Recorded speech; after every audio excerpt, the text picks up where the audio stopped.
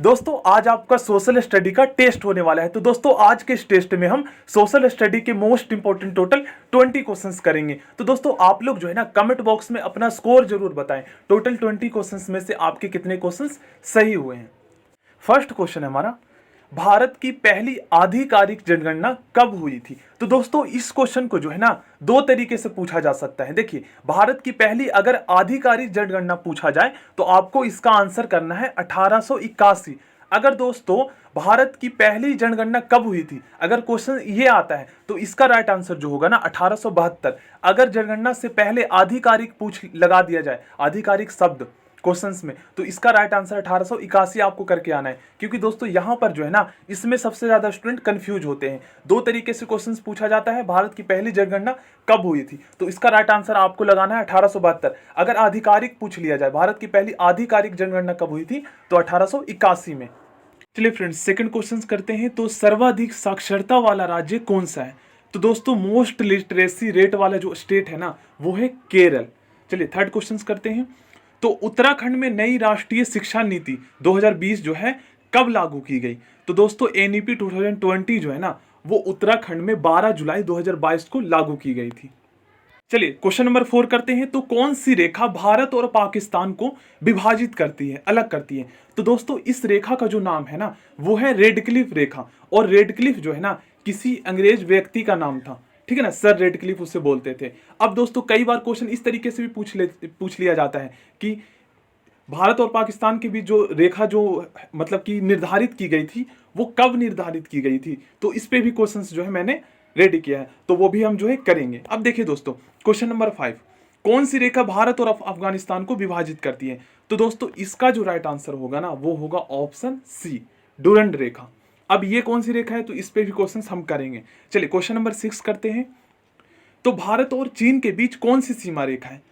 तो दोस्तों भारत और चीन के बीच जो है ना मैकमोहन रेखा है। यह भी उसी व्यक्ति के नाम पर जो है, किसी अंग्रेज व्यक्ति के नाम पर जो है निर्धारित किया गया था। भारत और चीन के बीच जो है कौन सी रेखा है, तो वो है मैकमोहन रेखा।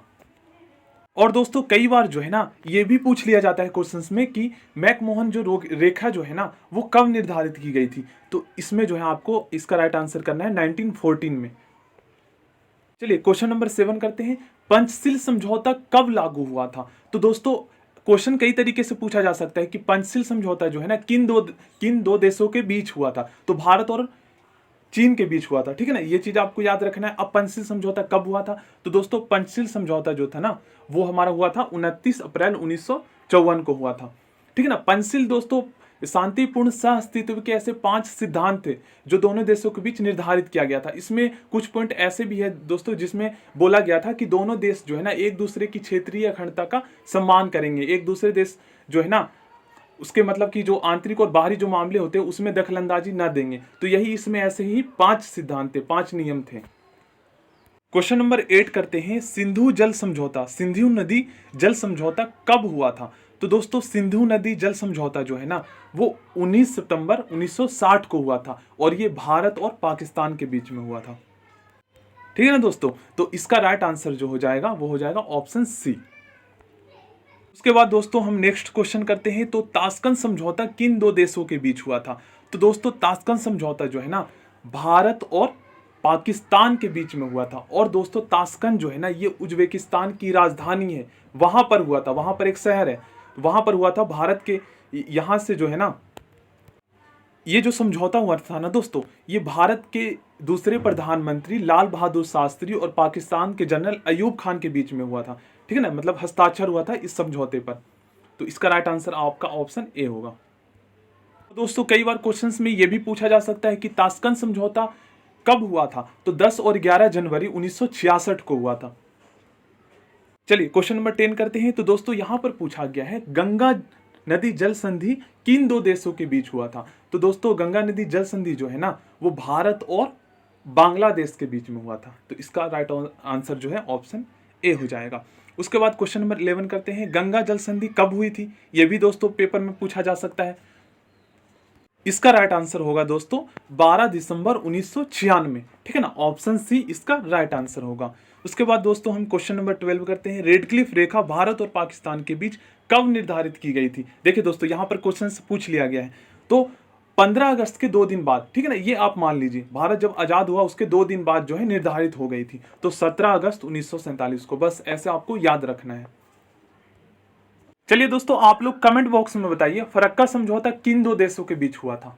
आप लोग कमेंट बॉक्स में बताइए और दोस्तों मैं रिप्लाई करूंगा। देखिए दोस्तों, अब मैं बताता हूं फरक्का समझौता जो है ना दोस्तों, देखिए फरक्का जो है ना, फरक्का जिस जगह पे ना, फरक्का जो है एक डैम का नाम है, क्योंकि उस जगह का नाम जो है ना, जहां पर जो डैम है उस जगह का नाम ही फरक्का है। तो दोस्तों जो गंगा जल समझौता है ना, उसी को हम फरक्का समझौता के नाम से भी जानते हैं। और ये कब हुआ था गंगा नदी जल समझौता? तो दोस्तों 12 दिसंबर 1996 के बीच में हुआ था, सॉरी 12 दिसंबर 1996 को हुआ था। और किसके बीच में हुआ था? तो भारत और बांग्लादेश के बीच में। तो उसी को हम फरक्का समझौता के नाम से जानते हैं, ठीक है ना। इस तरीके से भी कई बार क्वेश्चंस पूछ लिया जाता है, तो इसलिए चीजें आपको जो है ना अभी से समझ के चलना है, क्योंकि दोस्तों अभी हमारे पास टाइम है, तो थोड़ा हम समझकर अगर चीजों को हम चलेंगे तो इससे क्या होगा, हम लॉन्ग टाइम तक याद रख पाएंगे। चलिए क्वेश्चन नंबर 14 करते हैं। तो भारत की सबसे बड़ी नदी कौन सी है? तो दोस्तों भारत की जो सबसे बड़ी नदी है ना वो है गंगा, लंबाई के हिसाब से। चलिए अब नेक्स्ट क्वेश्चन करते हैं, क्वेश्चन नंबर 15 करते हैं। तो भारत में सबसे ज्यादा जो है ना उगाई जाने वाली जो फसल है वो कौन सी है? तो दोस्तों इसका जो राइट आंसर होगा वो होगा ऑप्शन ए, यहाँ पर चावल, ठीक है ना। अब दोस्तों हम बात करते हैं सबसे अधिक लोकसभा सीट वाला राज्य कौन सा है। तो दोस्तों सबसे अधिक लोकसभा सीट वाला जो राज्य है ना, वो आप लोग एक बार जरूर ध्यान से सोचिए कौन सा हो सकता है। तो दोस्तों सबसे अधिक लोकसभा सीट वाला राज्य जो है वो है हमारा उत्तर प्रदेश। उसके बाद क्वेश्चन नंबर 17 करते हैं। तो बिहार में लोकसभा की कुल कितनी सीटें हैं? दोस्तों बिहार में जो लोकसभा की कुल सीटें जो है ना, देखिए सबसे पहले तो दोस्तों आपको पता होना चाहिए उत्तर प्रदेश में जो लोकसभा की कुल सीटें हैं वो कितनी है।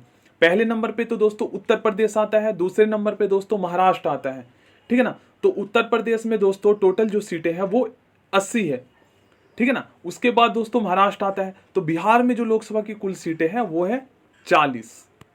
क्वेश्चन नंबर 18 करते हैं। तो गोवा कब स्वतंत्र हुआ? तो दोस्तों आप सभी जानते ही हैं कि भारत जब स्वतंत्र हो गया था तो मोस्टली दोस्तों भारत के सभी राज्य स्वतंत्र हो गए थे, बट गोवा ही एक ऐसा राज्य था जिस पर तब भी जो है ना भारत के आजाद होने के बाद भी जो है पुर्तगालियों का शासन था।